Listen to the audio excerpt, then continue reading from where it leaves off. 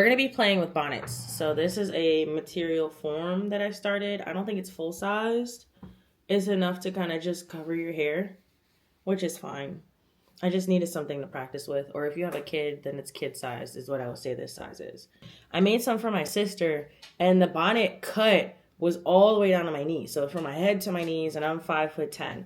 You can imagine how many feet that was. And then that works because she wears these big styles where she put in these big twists or whatever, and she got to bun them up so the bonnet goes over and there's space for them to fall but not fall off her head. We're gonna take this, I'll show you guys what I do. I'm gonna make it a pillow instead of a bonnet now that I've made my mind up, and that's what we're gonna do for an hour because it really doesn't take that long. The material, I don't know if you can see because it's gonna show my face. Let's try to do this. What's gonna happen? Good, it lost my face. This is one side. This is the side that I leave out, and then this is the inside side that I leave in. This is my sewing iron. I got it from Walmart, couple bucks. Can you see the brand? No. Where's the brand? There it is. I have it folded about as straight as it's gonna get. I'm gonna press it here. Actually, this will help us keep the line straight for the circle. The iron is not hot enough.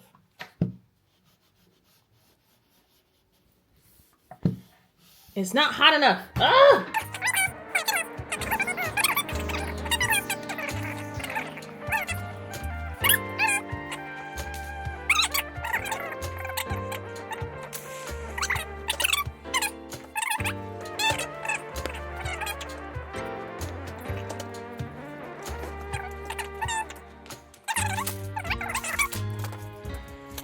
These are the scissors. I got these scissors from my grandma. She used to sew. I'm really proud of that because I really wanted to learn. And she taught me some things. And then my mom was going to teach me some other things. And right when my mom was going to teach me, life happened. So I learned from my auntie Paulette. I learned from my grandma and my auntie. I learned other stuff from my dad's mom, grandma, for hand sewing. So I used that too. And it's pretty cool. My mom, I got her sewing machine. These scissors don't work for nothing. I know they're big, but I got to figure out how to fix them. These scissors are most effective, even though they're mostly used for smaller, lighter things. Hey!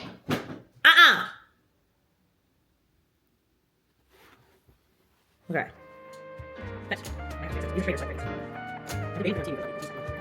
Hey, where are you stepping on? What? This is why your straight lines are kind of important. Not the end of the world if it's not straight, but is the end of your dollar if you got to keep buying material because you miscut something or you cut it crooked and now you don't have enough material to do what you're trying to do.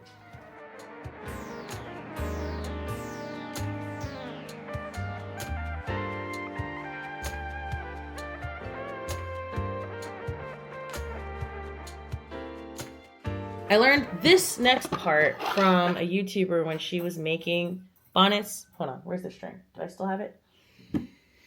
I do. It's right here. No, I don't. What is that? That's not long enough at all. She measures hers. I don't. I base mine off of the amount of material that I have. I got these from the thrift store.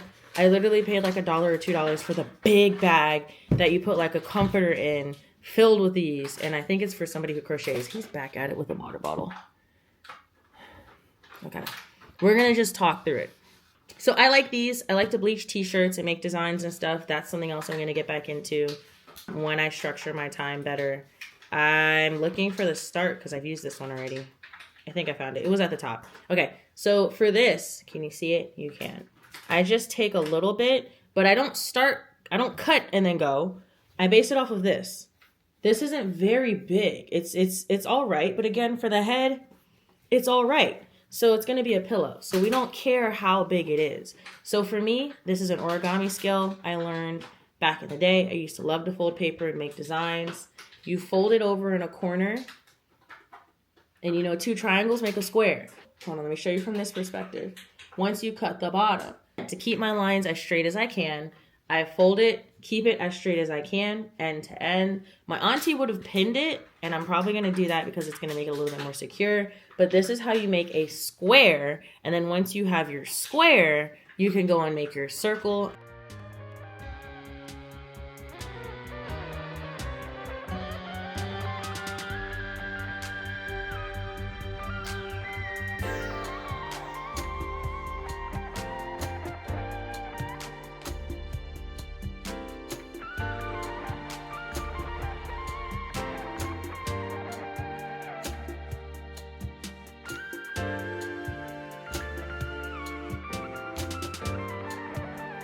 Boom.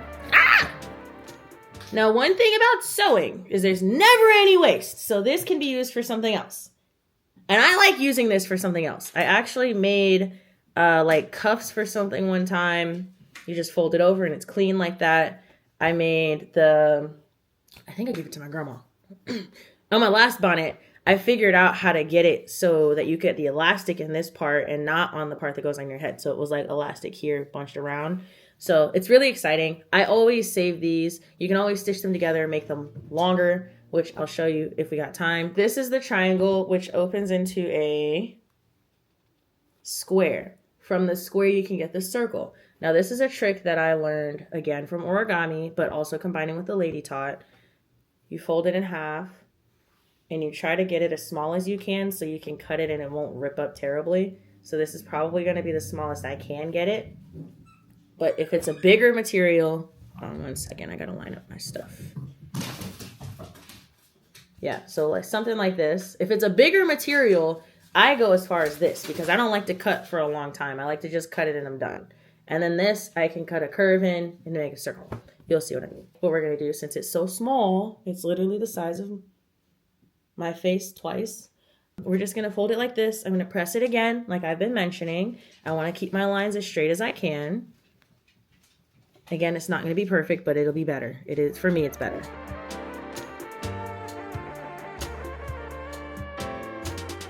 This is the string. I like to measure the string at the shortest possible distance. So it's going to be like right here. And then I cut. And then you take this, mark it. Even though you know it's the shortest possible, you just mark it. And then you take it, go a little bit further that way. Mark it.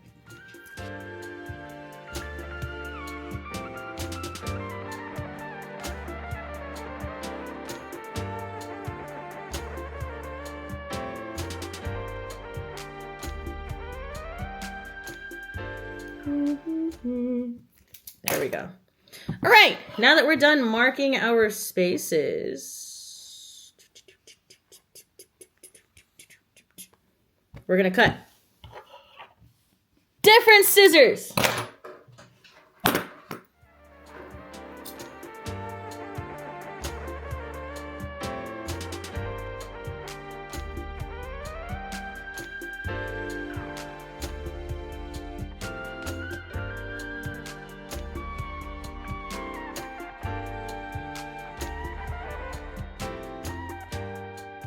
This is going to be pillow fluff.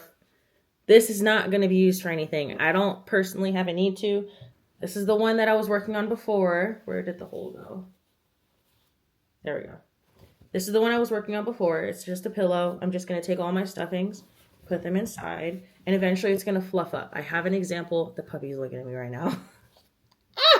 I have an example, but it has pillow fluff in it. So I want to see what one looks like with just tissue fluff or whatever. Leftover fluff. After your cuttings, you should be left with a circle. And again, these are the creases I like to make when I was doing origami. And I get to use skills that I spent a lot of time on as a kid. There's a freaking dog fur. What the world? This is why these aren't for sale. This is just to practice and get my speed and experience up. This is the shiny side out, this side in. So, where's the material? We're going to use this one. I can't remember if it was this one, but we're going to use this one. So something that's super simple that shouldn't be too hard to remember, but sometimes you still make mistakes. Your designs go on the inside and then you flip it out. So design and shiny side, see the shine, are going to match. So I'm going to lay this shiny side down. So shiny side down, because this is the dull side. Shiny side down, and design down. So now you have a dull on both sides.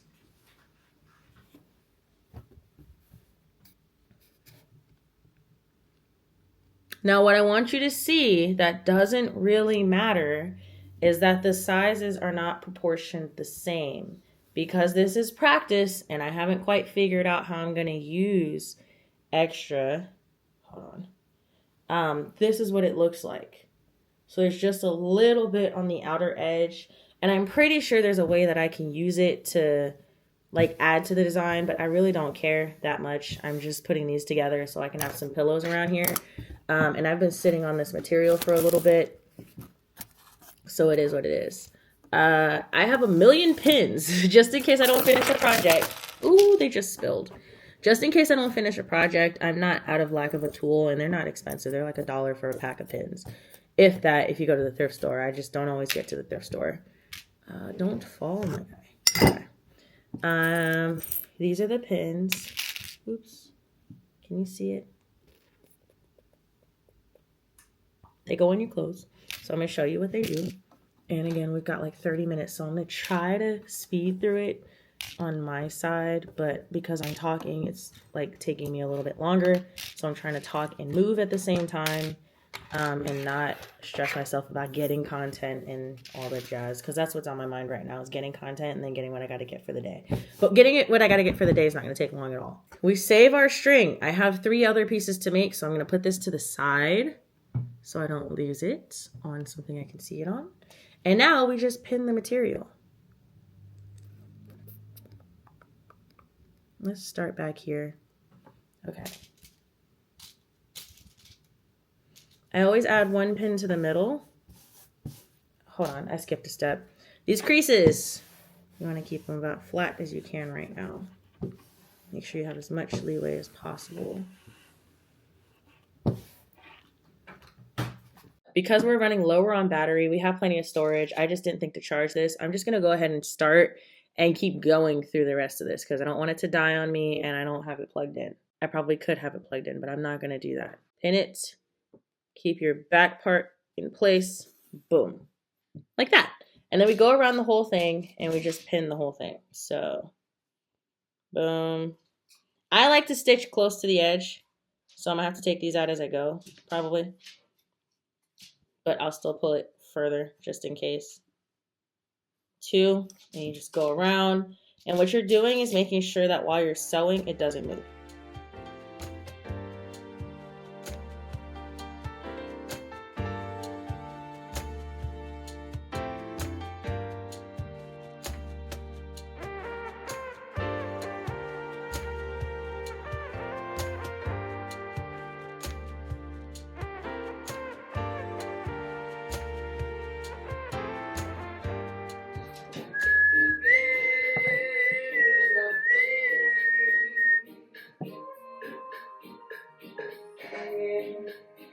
Dang it, my coffee's cold. Now we start sewing. This song's been stuck in my head, so I had to play it. They're probably going to get me for this, but it's okay. Welcome to Sewing Machine. All right, let's make this down. Okay, we've got all our pins in. We're good. It's not moving. It shouldn't be moving. Mine's not moving. In Kingston Town. Where's it at? You want to kind of make sure your thread matches the material. So I have white and blue, which I was using for another project. It just happens to work out for this one. I like to keep my seams close to the edge. Let's see if I can zoom in, tilt down. And that's what we'll have to do. In Kingston Town is where I long to be. And the world will give me a way to see. Where's the thingy? You play like you about to hit the gas.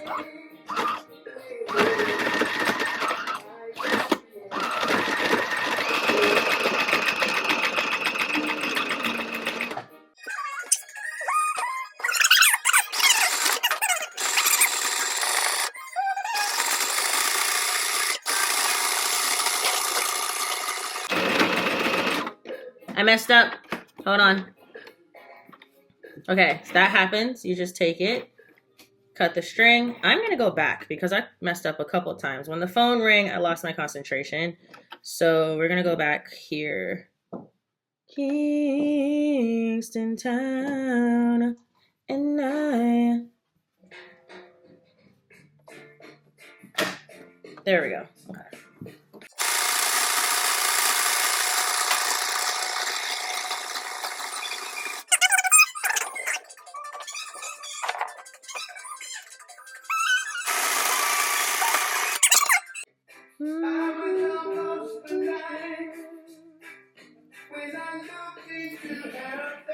I stopped trying to be hard-headed. Where's the tool? Heaven in your eyes, heaven in your eyes. This tool right here, guys, will save you time and energy. You use it to thread a needle. I'm going to use it to thread this particular needle.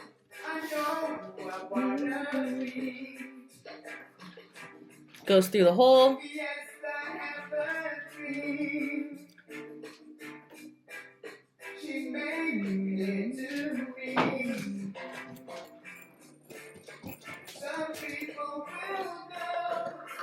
Ta-da! Save yourself the time. Keep the thimble thingy. It's not a thimble, but keep the thingy.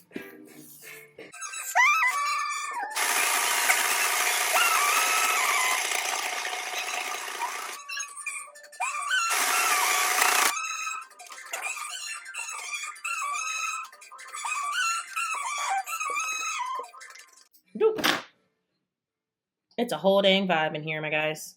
All right, we got 15 minutes. We're making great time. We're going to be done by the time my timer starts.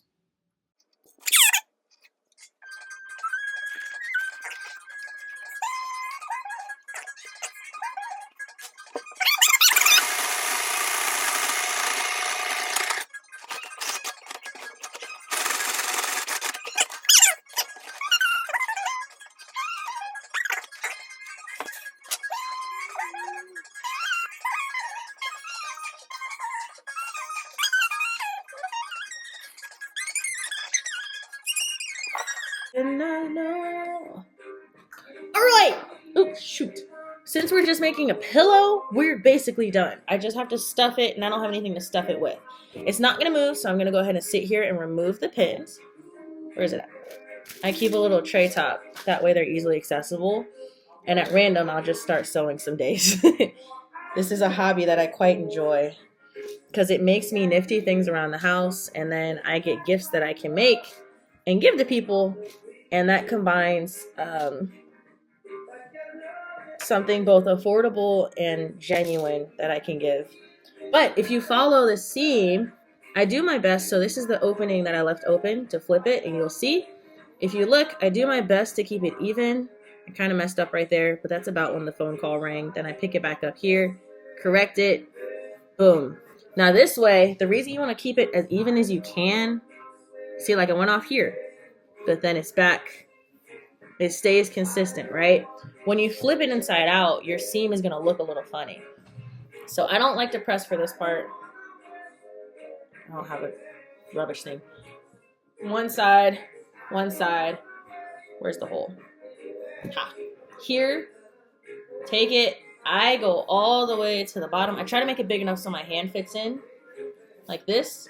And then I go all the way to the bottom, grab it, pull. You can't see my hand. Pull like that to pull the material down. Shake it!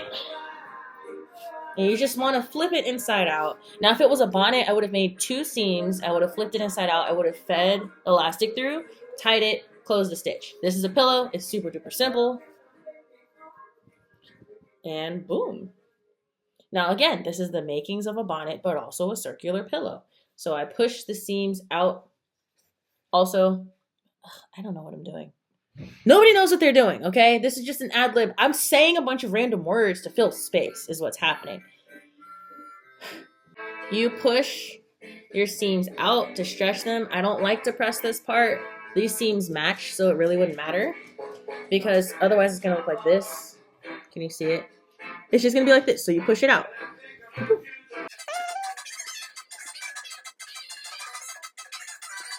Now we've completed our pillow for the day with 10 minutes to spare. So in those 10 minutes, what I'm going to do is prepare the other materials. Yeah. These 2 are the only 2. So I'm going to finish these up for the next 10 minutes.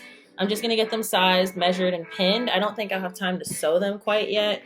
And yeah, Enjoy. I'll catch you guys in the next one. It's a little bit longer. I'm sorry, but I just wanted to show you how to make one. I'm really excited about this stuff, so I hope you enjoyed as much as I did making it.